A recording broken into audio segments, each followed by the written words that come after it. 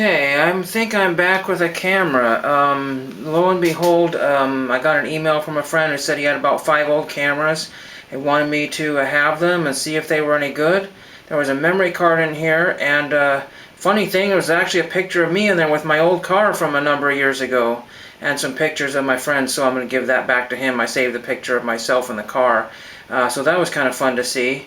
But anyway, this is some old Canon camera with 8 megapixels. You don't need to go on about that. I am behind on stuff, so let's start with these things here. I got about 25 scalp patches for $7.50. Free shipping, something like that. There's a few more lots on eBay from the seller. I've dealt with him before. Quackasson District Fall Campery 1966. That was really pretty neat. I got this T-Sun Nagani Frontier Campery, tiny little stain on there, right there, but that would have been $4 or $5 by itself if I bought from another vendor. There was a patch that I wanted out of the lot there, and that has already been put in a binder, unfortunately. I found this patch here from the same seller for $2. Chocolaco Council number 1, Northeast Alabama. Dixie, Heart of Dixie there. I did not have this. I collect the CSP's Council shoulder patches, and that was, like I said, not very expensive. I wanted to have that one. I went to the record store one more time. They're still in the process of closing. All the cabinets are sold. I don't know what else is there. Still a lot of records. A lot of the autograph stuff was all gone. There was newspaper articles framed that were not in part of the sale. They were part of the sale, but they were not discounted off. So without further ado, I'll show you what I was able to grab for around $30 to $35. I can't remember exactly.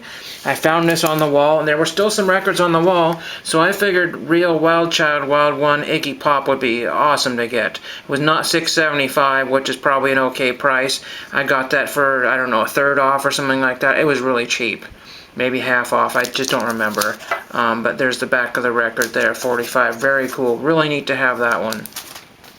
Then I found another Morrissey record still there. They had some records, like some Green Days, I think, and there was about 6 of the same album. I don't remember if that was their new one or what happened. I didn't buy that one. I think it was Green Day or Weezer, one of the two, and I just, you know, you kind of, another guy was there, well, lots of people were there, I mean 10 people at a time, and I got there half an hour early and let us in, so that was cool, and I got to shop early. But I will say that one guy left the shop with nothing because he said, he's overwhelmed, what do you get, what do you want? You know, he didn't know. This was normally $24.75, which is the going price for it, $25 or whatever. And it's the green vinyl version. I guess there may be other, includes download. Morrissey, Low and High School. So that is really pretty cool to have that one. And I know Ed will be cuckoo for that one. No, you're not getting it, Ed, sorry. My parents are a handful. Well, yep. Okay, then we'll just do this in order of stuff that I've gotten recently. This is not from the record store. This is music from the original soundtrack, What Am I Bid? And this is got songs performed by Leroy Van Dyke, and I actually have his autograph because he did the Auctioneer song. Not sure if Leroy Van Dyke's still alive, but that was an awesome autograph to get. That was really cool. And there is the back of it. This is from Goodwill. This was $1.29, and there's a scratch on it I did not notice. But what does not have a scratch on it is the Cars Greatest Hits. That is very cool to have. This is about a $15 record probably, and again I got it for $1.29. There is a crunched corner here. One of these has a big crease in it, about right there, somewhere about right there, and I think that was Goodwill doing. People throw stuff around and trash it and just went crazy. As I said, all the cabinets were sold, but when I bought the Morrissey record, I said, well, there are no more Morrissey / Smiths records, so I said, can I have this? And they said, sure, you can have this. This is the divider that they had written the Smiths on. So that is really cool to have that from the record store. I think I might paste a business card or something to that and allude to the fact that this was from their closing sale. This was used in their documenting where the Smiths records were. So that is really pretty cool to have that one. Now let's get into some posters here. And yes, I got some more posters. We'll try to show these. This is Sugar with Magnapop. I'll try to get that in there. This is $4.75, and I think it was 50% off, so that's ridiculously stupid. With Magnapop. Tuesday, December 13th with at La Luna, and it's not there anymore. I think it was the Pine Street Theater or something at one time, and now it was La Luna for 10 years. Monkey Presents. That is really cool. I got another Monkey Presents poster, and I found this on eBay, but the one on eBay was a reproduction. This is the original, and this is PIL, Public Image Limited, with good old Johnny Rotten in the middle there. Special guest, Seattle, Saturday, June 10th, Moore Theater. I don't know who the special guests were, just probably whoever was local there at the time. But it'd be kind of cool to see who was playing there at that time. And Sunday, June 11th. This is probably from, the 90s, I'm guessing. So that's really pretty cool. And neat to have that. And I got another poster here, and it was signed. And there was a note that says, autographed at Ranch Records 15th Anniversary Show. And this is Gary Merrick and Havana, 3 a.m. And it is autographed by Gary Merrick. Trying to show you the whole poster there. I'll try to get a better shot of that right here. Gary Merrick. And he's better known as Gary Merrick and the Figures. And he did a song called She Talks in Stereo. I think it might have been on one of the soundtracks. Don't quote me if it was on the Wedding Singer soundtrack, or I don't remember. But very cool. There was one that was signed by him and all the band.